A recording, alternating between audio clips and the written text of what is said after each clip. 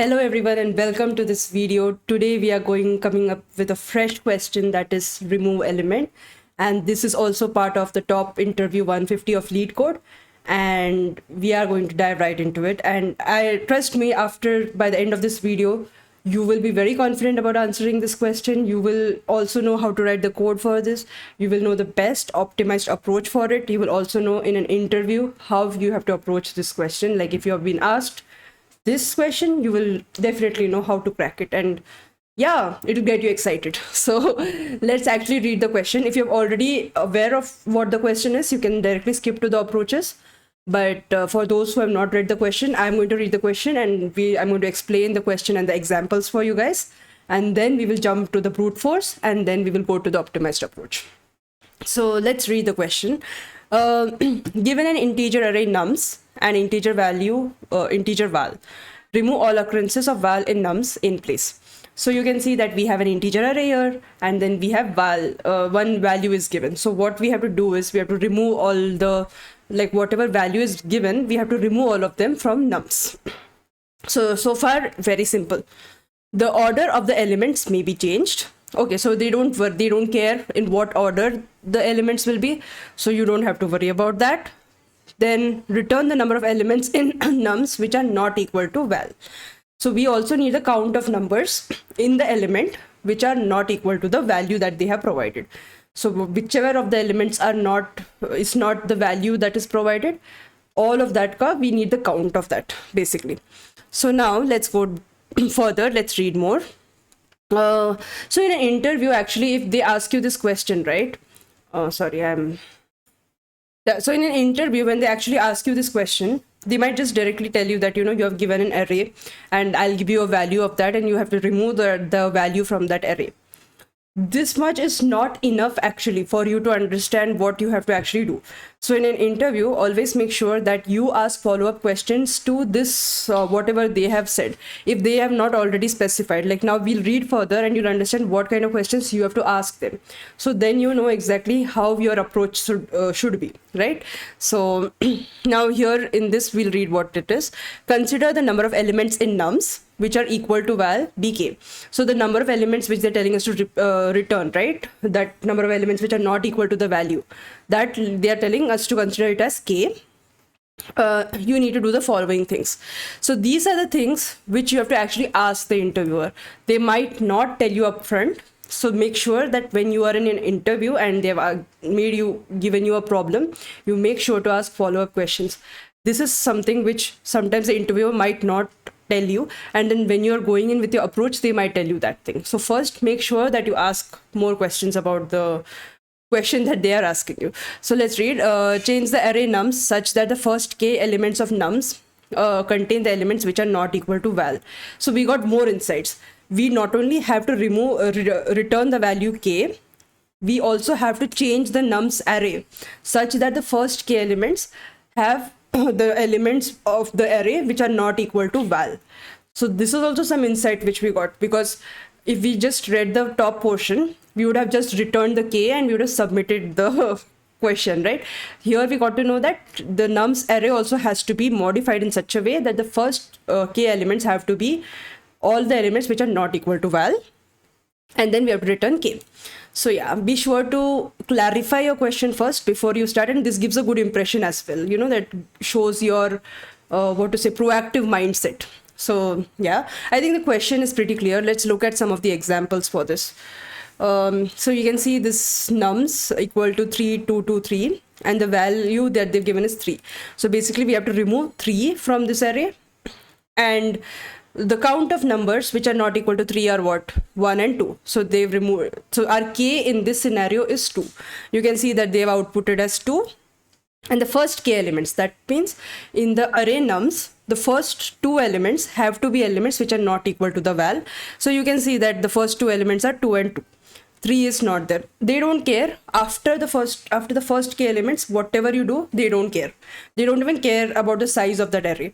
They just want that the first k elements have to be the elements of the array which are not equal to the val. I think it's pretty clear.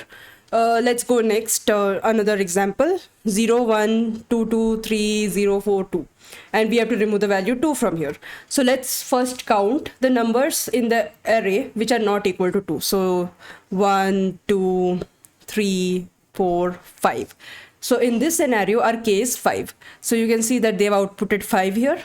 And then also in the nums array, the first k elements are the elements which are not equal to 2. So you cannot see 2 anywhere here. And the rest is underscore. They've given us underscore because they don't care. They're not even going to check what is going on in the remaining part of the array.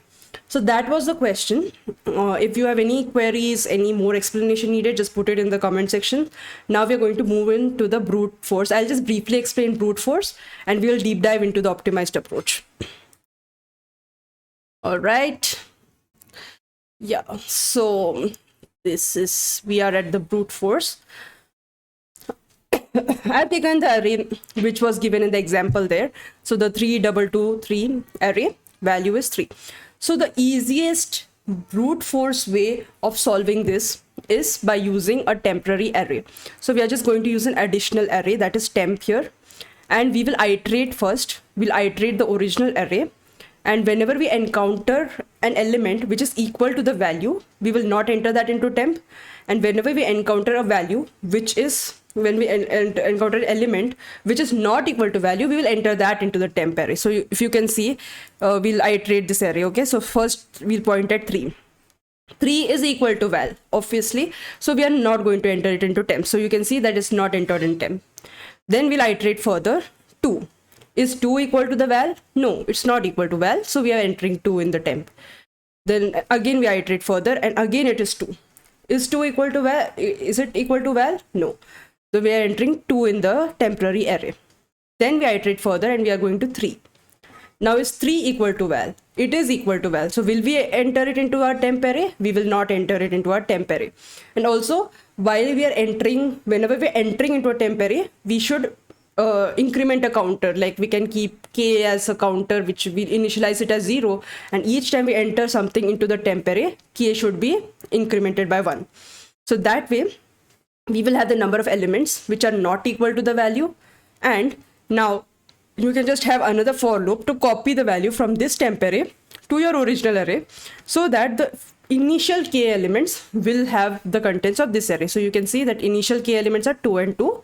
So they have been modified, and this is how, and if you submit this, right, this will work, because what they want is they want you to get the k value which you're getting from the count here, and then they want that the first 2 values of your final array, array, should have only values which are not equal to 3.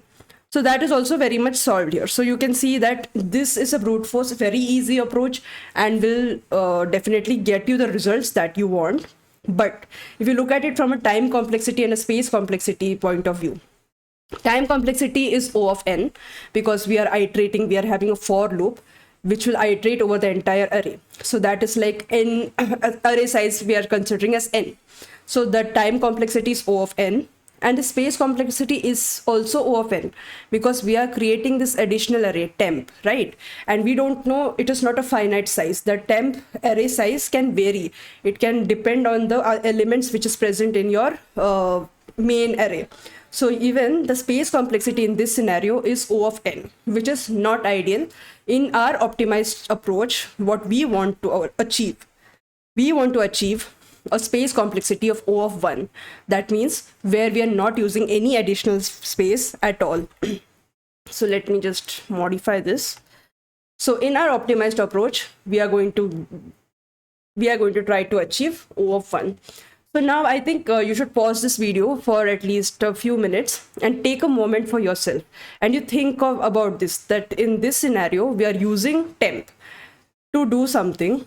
How can we do it without that additional array? Give a moment to think about it, because anyways, I'll be explaining what the optimized approach is, but I want that you think about it before we actually dive into the optimized approach. All right, so let's see what is the optimized approach explanation. So here in the optimized approach, we are going to use 2 pointers. One is the one pointer will iterate to the entire array, and the other pointer will help us place the right elements at the right position.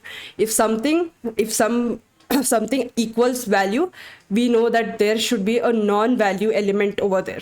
So there are two pointers. One is iterating over the complete array, and the other one helps us replace. Like here we have value 2. The other pointer will help us replace these wherever we have 2, replace them with non-value elements, and then so that we achieve our answer. Okay. Here you can see this pink one is my I pointer. This is the point where non-value elements should be entered. And we have J, which is a pointer that will iterate the entire array. So I will tell you how this approach works. You will understand it as we do a dry run, so you will understand it more clearly. And I will also tell you what are the parameters that we are checking with each step, with each iteration. What do we need to check? So that way it's more clear in your head, right? So for initially, we are going to have both the pointers at the 0th index. So as you can see very much over here, both the pointers are pointing to the 0th index. I is equal to 0, J is also equal to 0. All right, pretty clear, I suppose. Now, what do we check at each step? We will first check is array of J. Now we have J. Is the array, is the element at index J, is it equal to val? Is it equal in this case? It is not equal. So then if it is not equal, okay, so what I'll do is first off, I'll use whatever we are doing, this will be in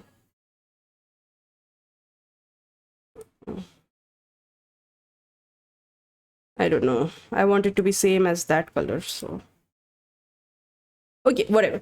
So is it equal to val? It is not equal to val, right?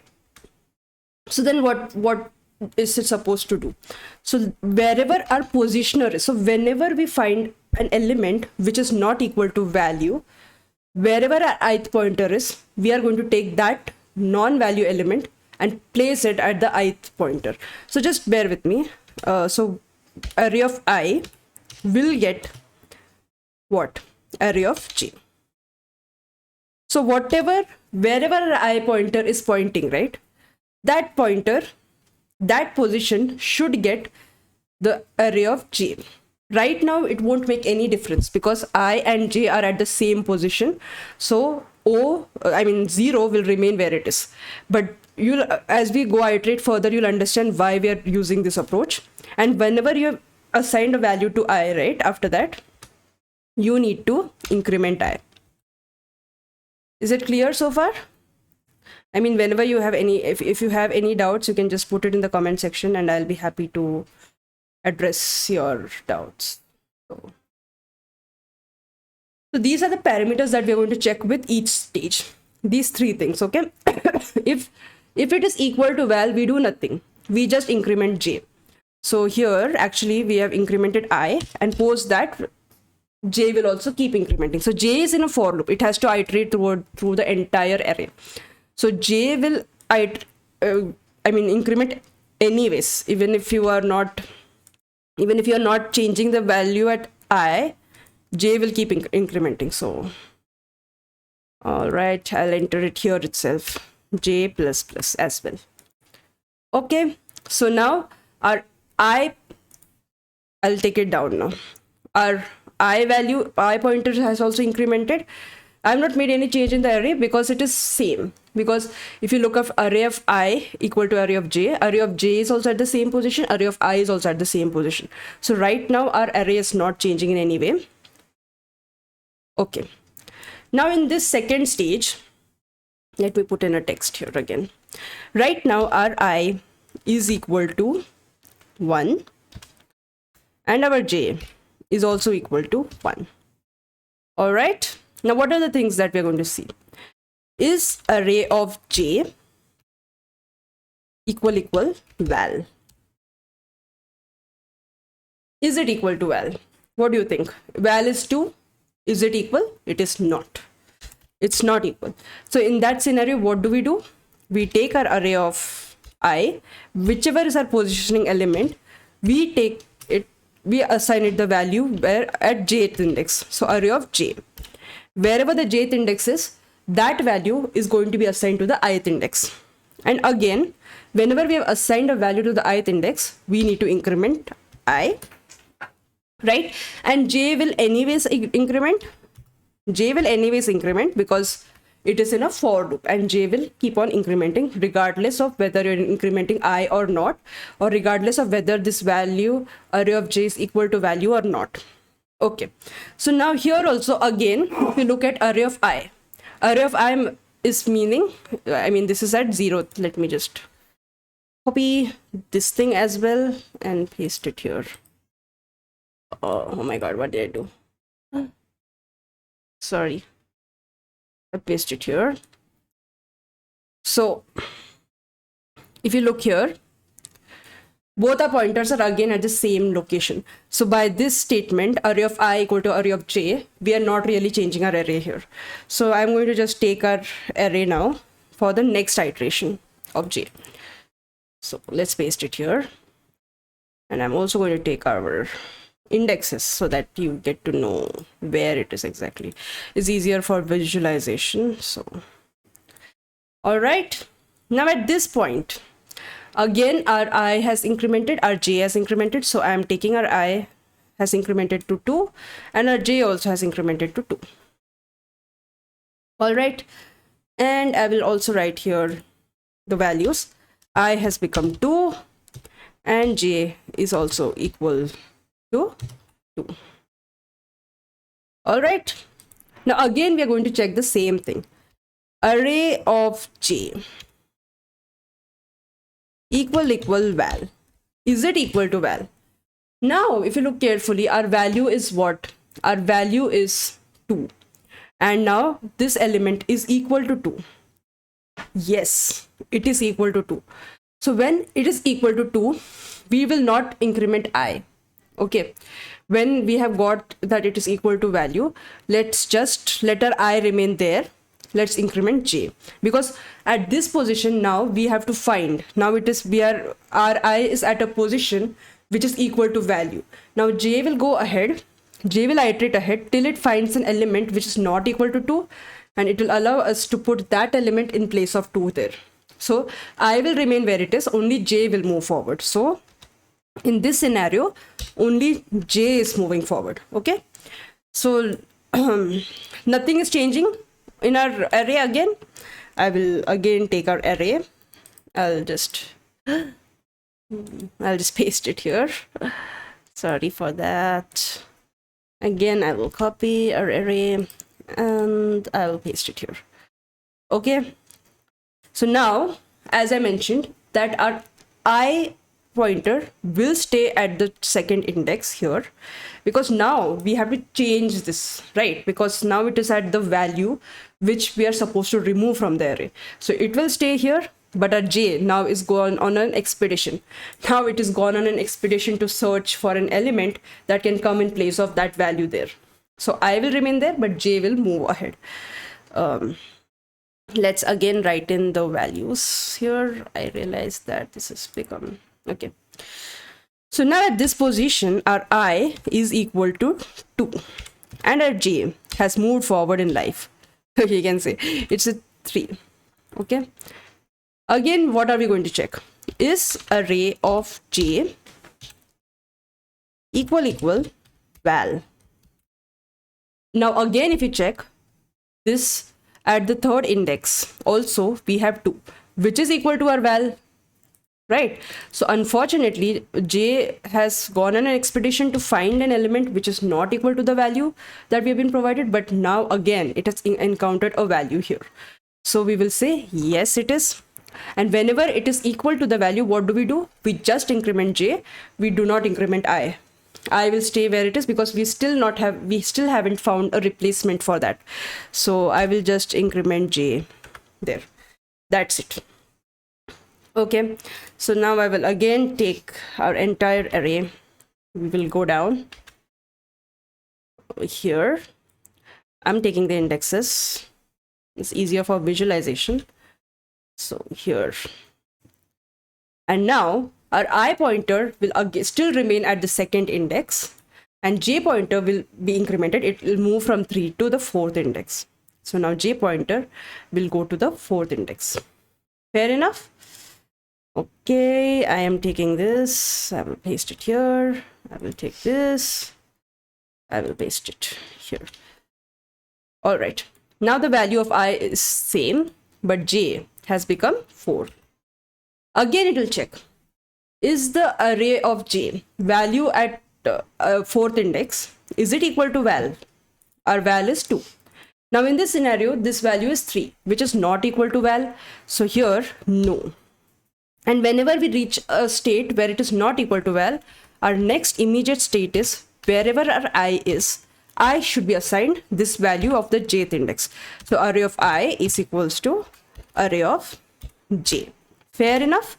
And here in this scenario, I will also be incremented. And then j any which ways, in both the scenarios, any which ways, j is also incremented. I hope it is getting clear. But now our array won't be same, right? Our array won't be same. What are the changes we have to make to our array? Let's just get the array down before we make the changes. All right, we have to execute this second statement here. Array of I equals array of j. I was at second index, whereas j was at 4th index. Value at 4th index was 3. So whatever is at the second index, that is 2, should now be changed to 3. And I has been incremented as well, right? So I will go from 2 to the 3rd index. And j will also go from the 4th index to the 5th index. I hope this is crystal clear to you right now what has happened. All right, let's move forward. I will I'll just do Control V. I'll paste it here, and I'll take this and I'll paste it here. Okay, now what's the value of I? I has become 3, so we have to update these values. Now I has gone forward, and j is again in quest of finding another replacement for ith position. Now again it will check, is array of j, that is array at the 5th index, is it equal to val? It is 0, which is not equal to 2, so it is not. Again, we are going to, when it is not equal, we are going to assign it at the ith position. So we have seen array of I equal to array of j, and we have to increment the I as well, and we increment j as well. So now how is our array changing now? Let's again go down and see how our array is actually changing, right? So I will take the values down first so that let's execute the second statement. Where is our ith pointer? Ith pointer is at 3rd index. Where is our jth pointer? Our jth pointer is at 5th index. What is the value at 5th index? The value at 5th index is 0. And now that 0 should come at the ith position, wherever. So the 0 will come, replace this 2, which is at the 3rd index right now. So I will replace this 2 with 0. All right, and this time both our pointers are incrementing because we got a value which is not equal. We got an element which is not equal to the value. I don't know what I did just to delete that. I hope this is being crystal clear to you guys. You can just rewatch it if you're having some doubts, or you can put it in the comment section and I can clear those doubts for you. Our I has been incremented, so our I value is now 4, and even j is moving ahead again. So j is now at 6. Fair enough. Let's bring our pointers down as well. So now I will be at 4th index, and j will be at the 6th index. All right. Now again, it's going to check, is array at j, is it equal to value? If you look here now, array at jth index is at 6th index. That means it is equal to 4, which is not equal to our value. So no, that means we have to now assign our ith position with that value. And again, we have to increment our I and j. All right, so again we are going to bring this down. I will take this here. I will take these values and I put the indexes here as well. So what is the operation? I mean, what is the command that we have to run? Array of I equals to array of j. That means array at the 4th index should get the value of array which is at the 6th index. So what is the value at 6th index? It is 4. So the value at 4th index should be changed to 4 from 3. So in our new array, I am going to change that value to 4. All right. And our I values are also increasing. So now our I is moving from 4 to 5th. It's been incremented. And our j is also incrementing from the 6th index. It is going to the 7th index. All right. I will just copy paste these values down.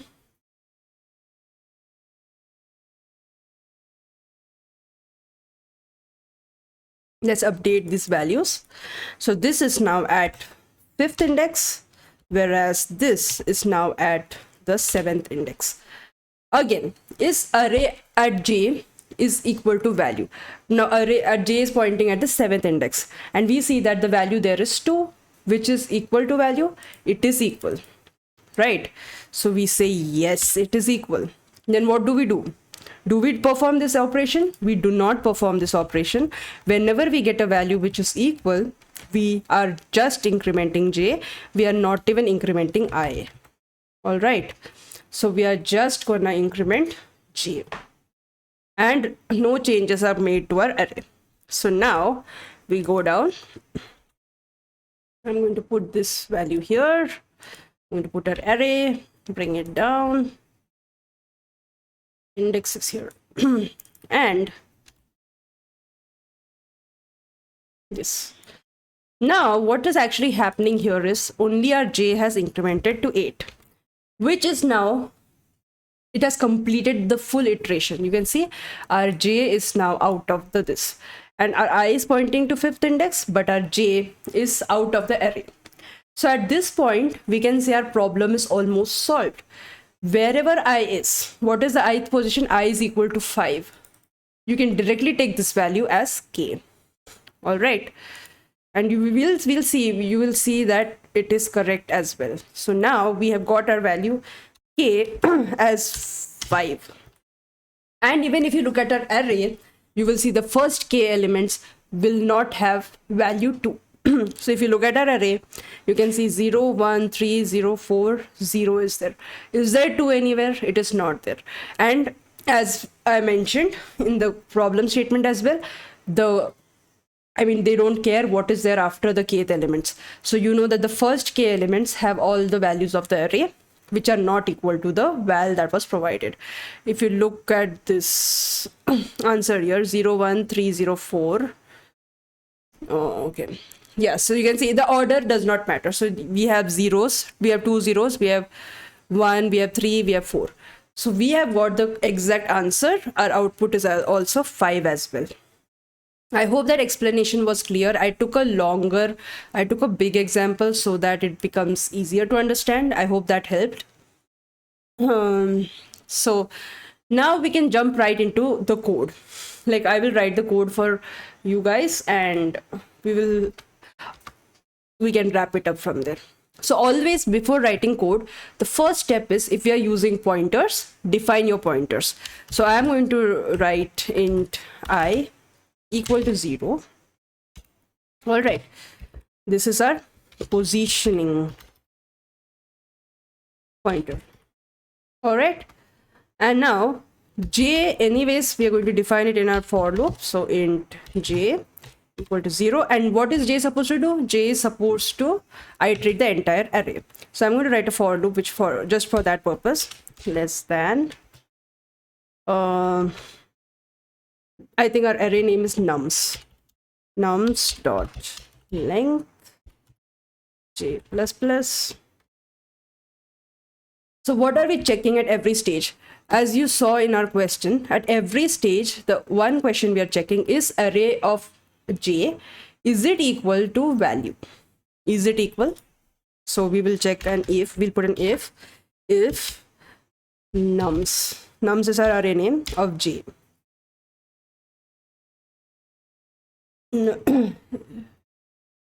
First I'll put for not equal val, because if it is not equal, we are doing certain things. If you recall, whenever we are saying it is not equal to val, the array of ith position is getting the array of jth position. So let's just do that. Nums of I is getting nums of j. Sorry, j.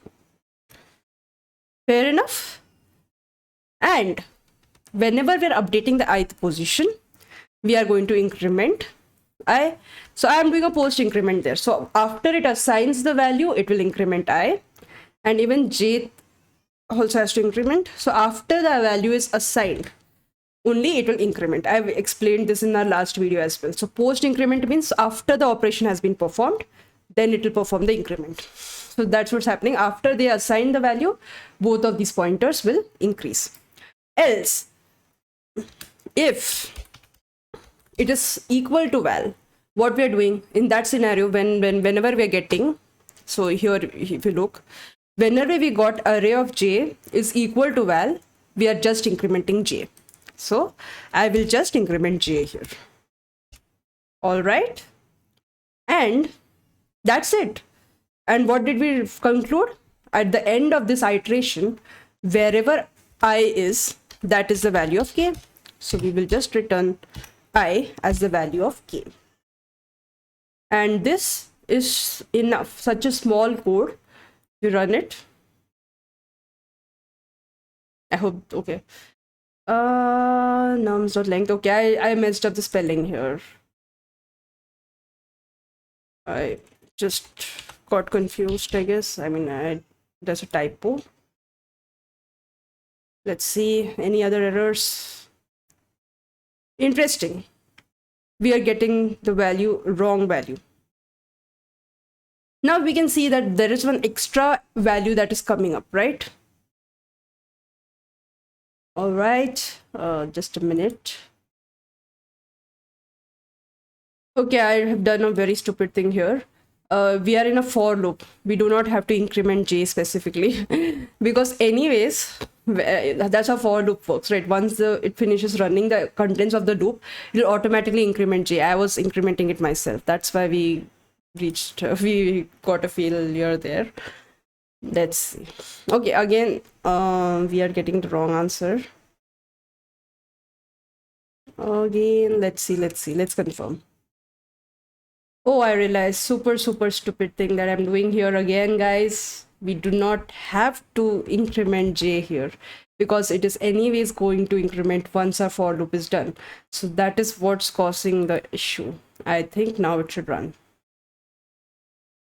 Yeah, hopefully. Yeah. So that was the problem. I was incrementing j within the for loop, which is a very stupid thing to do.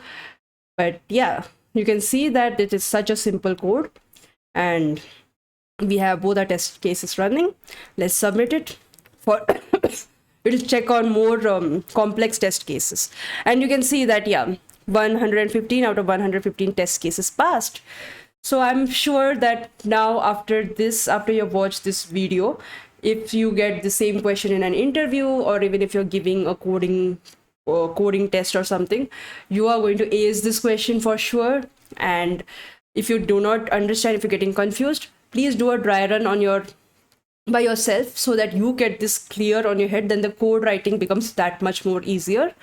And we have a series going on, all of the questions that you can see here in the top interview 150, we are going to cover each and every one of them.